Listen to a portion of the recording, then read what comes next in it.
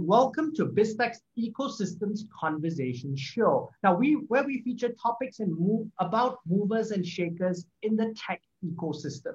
Now, today we talk about the My Digital Malaysia digital economy blueprint and whether or not it hits the spot and is timely, or it's just another blueprint that sounds good on paper and doesn't really move the needle in terms of moving Malaysia forward up the value chain, or in fact, just to keep Malaysia's head above water in the technology arms race. Now, today, to help us unpack My Digital is Aaron Sharma, General Partner of Scale Up Malaysia. Now, welcome to the show, Aaron. Hey, thanks, Brian. Great to be here. I'm glad to finally be with you on air, actually. It's been a while. Yeah, thank you very much. So first of all, Aaron, let's walk through some of the headline objectives of this My Digital initiative. Now, it's broken up broadly into three main areas, encompassing the Rakyat, business, and government.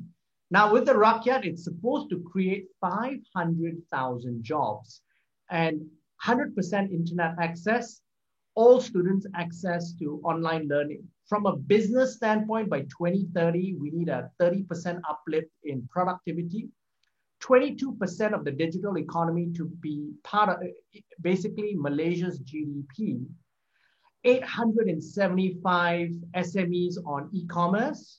We're supposed to build 2 unicorns or attract 2 unicorns and basically increase the number of startups to 5,000. And we're on the government side, we're supposed to have 80% end-to-end online government services, cashless payment, and 80% of cloud storage across the government. Now, all this sounds wonderful, but first of all, let's start with the positives. What can you take out of the My Digital initiative that in your mind is very positive? Well, I think this is a really great way to start the discussion, right? Because I think people have looked at the My Digital and there are two camps of people. Some people take it really positively. Some people like trash it all the way. I look at it as there's a huge upside with what we're doing here.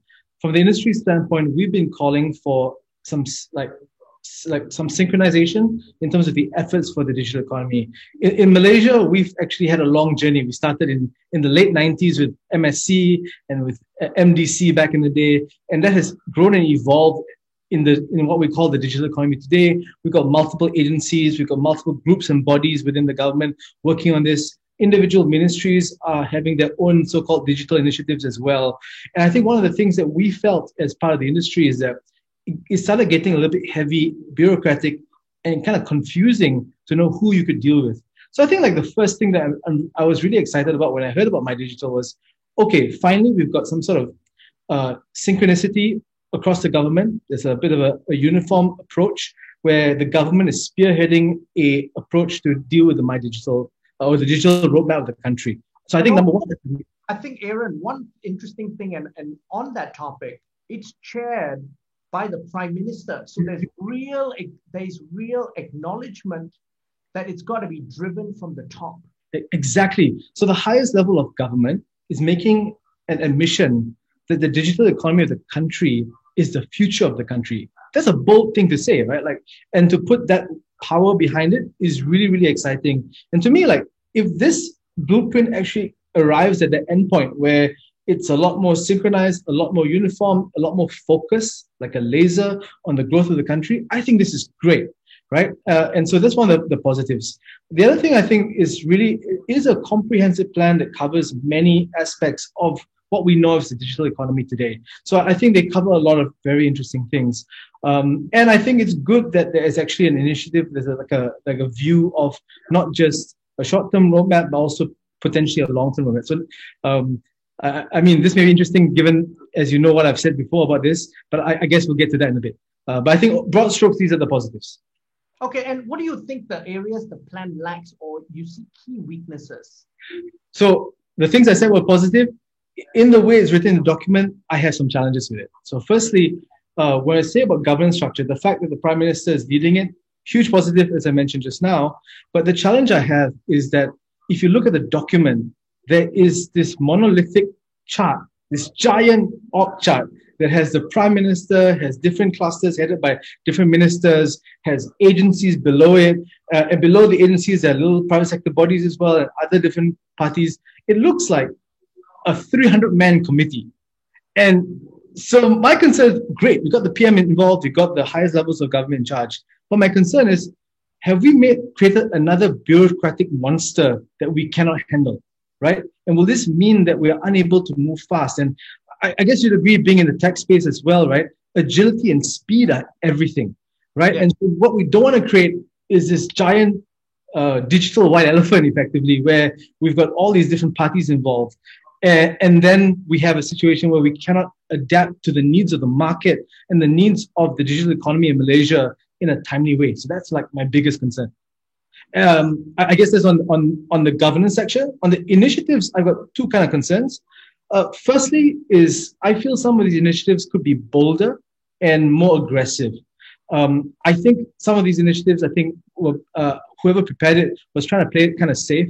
And one thing I've jumped on and, I've had lots of conversations about is this idea of achieving 22.6% GDP by 2025, right? Now, in 2019, according to the Department of Statistics, it's already 19.1%. It's already 19.1%. And last year, MDEC made a statement that will be 20%. And we've been growing at a rate of 8% compound annual growth rate for the last 5 years. So if you apply the compound annual growth rate, we'd hit 22% this year. So I don't understand how we're going to do it by 2025. Plus, we're claiming that we're living in the age of the greatest digital adoption in history because of COVID and because all these businesses going online. I mean, I joke that, I can go and get my chap fund using my GrabPay and I can get, my favorite nasi lemak delivered to my house. And like, we're living in this age right now, right? And the Prime Minister is leading this charge. So we cannot possibly be growing at the same growth rate as far as the digital economy is concerned. It should be an accelerated pace. So to say that, we're going to achieve very conservative growth rates by 2025 is an issue. I know you mentioned the unicorn thing in your introduction as well. Yeah. Is 2 unicorns really what we want? And actually it says 5 in 10 years, but by in 10 years time, Indonesia may have 50. So I don't know if the number is really something that we want to be shouting about as a real target, right? So I think one is the ambition. Secondly is, I think there's certain things that are missing, right? I think the word code and coding doesn't appear a single time in this document. For kids, I think if you want a bold initiative, you'd say, I'm going to make SPM, coding and SPM subject by 2025. Every kid in Malaysia needs to code. That will have an impact on the digital economy. Suddenly you'll have 2 million kids in 5 years. So like every year, 400,000 kids do SPM, right? So by 2030, you'll have 2 million kids who understand coding, who'll be going into the workforce. Your future CEOs will understand coding. Even the guys who work in the factories understand some basic level of coding. That will have a meaningful impact on the digital economy. But that doesn't really appear as a goal, which is shocking to me. So that certain things like that didn't really appear. So I felt some things weren't really ambitious enough. And even the goals that we had is too far away. And I'm very concerned, being a generation that grew up in the Vision 2020 era that didn't quite happen, whether or not we really want something to happen in 10 years, when what we should be doing is targeting something a little bit more closer with a little bit more meat to it. Yeah. And Aaron, what you've brought up is something which has been brought up by quite a number of people, the glacial targets. The targets were so, and I hate to say it, they're so easy to achieve. Even if we didn't do anything, we would achieve them. And so that's in an area that is transforming dramatically. And we all went through turbulence last year and saw how adoption could improve so quickly. The goals were obviously too glacial. Yeah. And the other thing in the blueprint that also, there is an emphasis on 6 different sectors, namely a digital talent, digital infrastructure, new technologies, halal economy, society, and government. Now, we're a small country. Are we spreading ourselves too thinly? I think that's a great question. And it's something I've also raised as well. there's so many initiatives. I think there's like a whole list. I think over quite a number of initiatives. It goes through like the whole 104 pages of things that they want to do. And you're right, we're a small country with limited resources, limited talent as well. What this means is that there'll be ministries and agencies focusing on different things. And my fear is that we won't have something to really, really shout about. What I would have loved to have seen was that, okay, we're going to have initiatives in these things, but here are the three things we're going to double down on. There are three things that we're going to be super good at, and that Malaysia in 10 years will be known as the digital Islamic hub of the world. That could be interesting. It's bold, it's amazing, and it really will make us stand out. So I think I would love something more pointed like that. So, and Aaron, I'm going to come back to you on that because I'm going to share an example with you of mistakes that a neighboring country did, but then they basically cut their losses. But we're not doing that right now. So years ago, Singapore government decided that semiconductor and wafer fab was the way to go. That was going to propel their economy at that time. And that was one of the key bets they had to make on. So one of the things they did besides bringing in foreign wafer fabs, the Intels and stuff like that, was to set up their homegrown champion, Chartered Semiconductor of Singapore. Now, what that happened eventually is they realized they couldn't compete in that space because it just cost them too much money and they could not be cost competitive. They sold that business off to Global Foundries and they got out of that business. Now, Malaysia, we're still in Silterra pumping in money on technology that is not cutting edge because today it costs over 10 billion US dollars to build a cutting-edge wafer fab.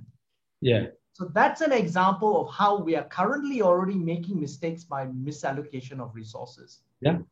And the thing is, right, the second you create a structure that solely is existing to create more agencies and more government involvement, it's very hard to turn the off switch on anything. So I've seen it in some of the agencies, especially those who work in the digital economy, when there's an initiative for, let's say, talent, or we're going to work on cybersecurity. Everybody has metrics that they talk about, but then you can't really switch it off once it's on. And so everything we do in this roadmap, all the initiatives that have been highlighted, once we switch it on, we can't switch it back off. And so we created a situation where we have to keep feeding the monster because we're going to be having all these diverse interests all across the 6 clusters, even if they're working in a meaningful way or not. Now, Aaron, what would you do differently? So I think, firstly, I would pick winners and losers. I know it's a little bit harsh, and I know maybe some people may not get the attention that they would like, but I think from a country standpoint, we probably need to pick a couple of industries that we want to be good at. I mentioned just now, like halal economy may be the way to go. Yeah, maybe that we're a Muslim majority country makes a lot of sense, and we're advanced digitally compared to other Muslim majority countries. Maybe that's a place we can go. Maybe it's agriculture. We've got a strong agriculture base. And I like agriculture as an industry because it has cascading effects. It helps the rural communities and the B40 communities as well. If we help a farmer go online, he's going to bring that internet back home and get his family online as well. And that can help with education and a couple of other things. Yeah. And also with that, we have the macro element of food security as well, because Malaysia imports the bulk of its food. I think we only are self-sufficient to something like 30-odd%. We import the bulk of our food. So that's going to solve a very big issue for us. Exactly. And so I think if the government were to make these hard choices, I know it's not going to be easy, but it gives us a chance at winning.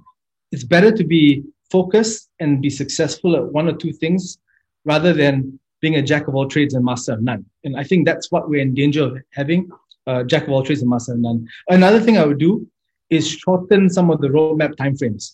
So instead of having this as a 10-year or 5-year goal, have something we can do in 18 months. And the reason I say 18 months is because that's what we tell every startup founder to do. Give us an 18-month roadmap, tell us what you're going to do with the money and what you can deliver with that short period of time. I think the same thing can happen to the government. Like, you want to do 2 unicorns by 2025. Maybe you can do 1 in 18 months. Maybe instead of 22.6% GDP in 2025, let's hit 23% by 2022. Something like that. Tight focus. We rally the entire country to make sure we achieve that goal.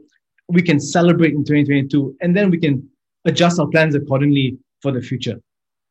Yeah, and I think a lot of us I think that resonates with a lot of people who criticize the plan in the sense that shorter term target, because technology is moving so fast, priorities also change very quickly. Exactly. Yeah. So we need to be agile enough to have impact, especially because, for example, use an example that you've used before in that article, the SMEs to help them digitize over the period of time.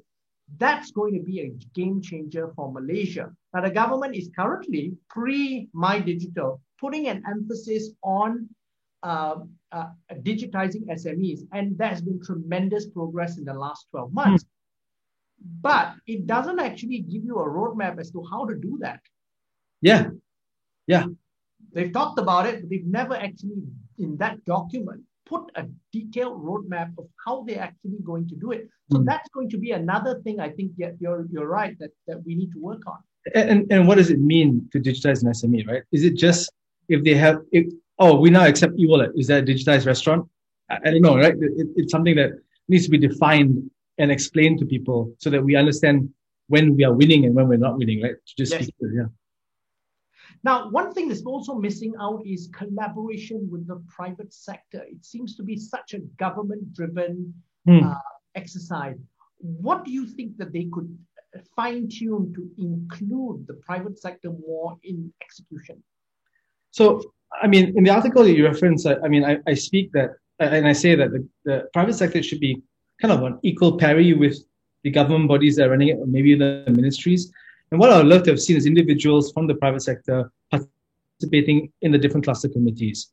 Right now, there is a little box at the bottom of that org chart that says, telco companies. But I think having human beings there, people who are accountable for it, will be very, very powerful and very, very important. But I also think that having the private sector involved after the plan is crafted, maybe a bit late, we should actually have them involved early on to kind of advise on certain things, right? I think there's certain things that the private sector can do now. I feel like in some ways the government is working as though we are back in the 90s where we don't have private sector bodies in the country. We do now. We actually have lots and lots of great coding schools in the country. We've got companies to do POS, digitization skills.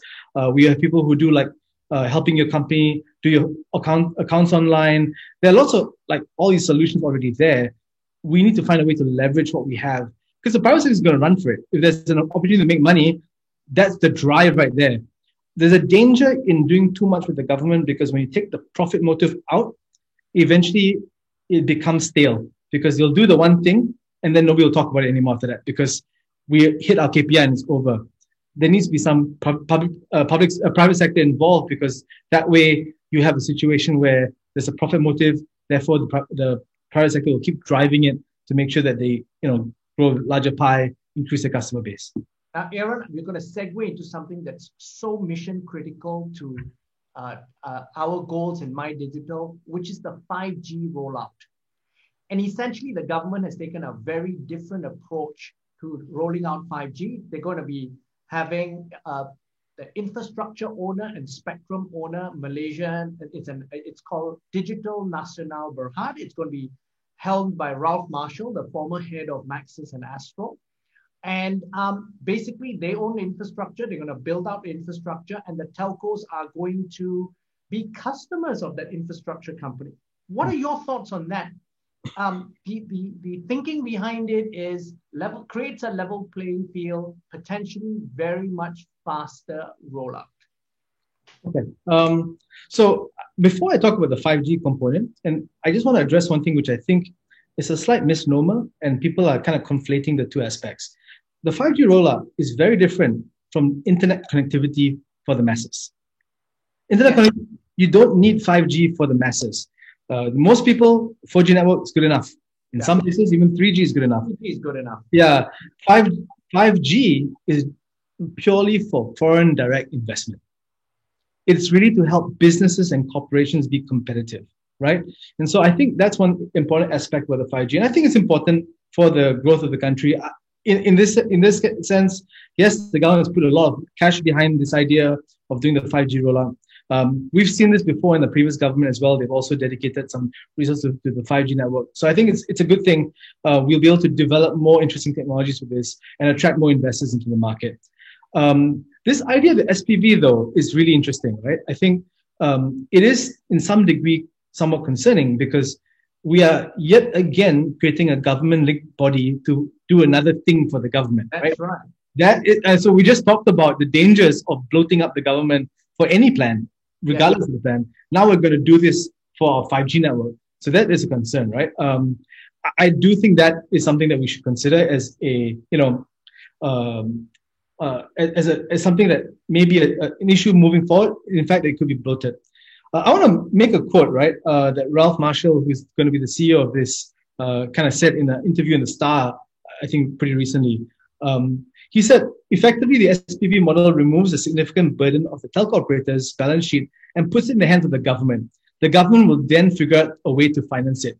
So he made a statement in a more positive sense. But when I read this, I thought of it in the reverse.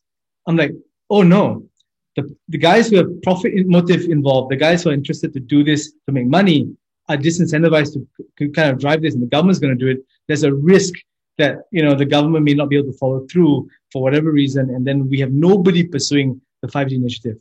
I think that's, yeah.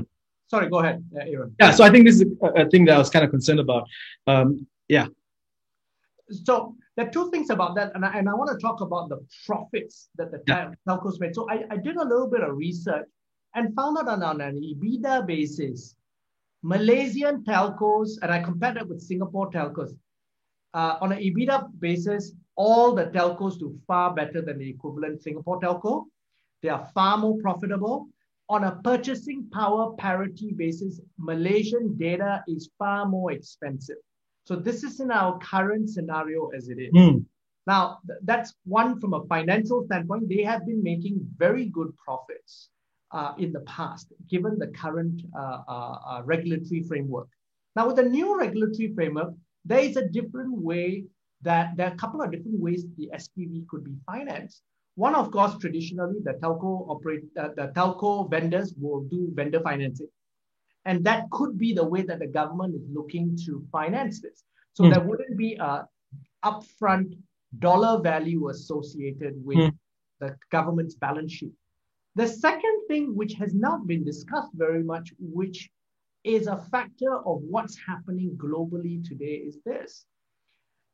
We have so much of money sloshing around financial markets. As an SPV, you could turn this into a SPAC or merge this with the SPAC and indirectly bring foreign direct investment into Malaysia by selling a piece of the pie. Government of Malaysia could still have the golden share and foreigners could own, say, 25% of this, but this is an infrastructure company. So I think that maybe I would like to think that there's no sinister element as Fitch Solutions alluded to in terms of the negativity. I would like to think that perhaps our government is being really smart about it and saying, hey, this is how we can bring indirect foreign investment into the country. I think that that's a good point, because we don't know these elements of the plan, right? So the only comment everybody's having, and even I'm having, is, okay, are we creating another government agency or GLC, and is this bloated? But I think the fact that they've got somebody like Ralph Marshall on it is a signal that they wanted somebody who has industry experience, who maybe is able to negotiate deals and kind of pull this through. And just full disclosure, Ralph and I served on the board of AirAsia.com for about a year together. So I did have some interactions with him. He's a pretty smart guy, and I think he may be able to pull this through. And I understand there's some press about him, but my experience has been generally positive. So yeah. Now, any final thoughts on this My Digital initiative and how it's going to impact Malaysia, Aaron? So I think what I really am encouraged about is we're seeing a lot of interest from the private sector. So there's a whole bunch of groups on Clubhouse talking about the My Digital rollout. We've seen tons of articles talking about it. So I think from the general public, there's quite a bit of interest. Maybe perhaps is very much within the city centers or in the tech community, but good enough. I think there's a lot of people invested in the My Digital rollout. I think it's really good. The government's taking this seriously.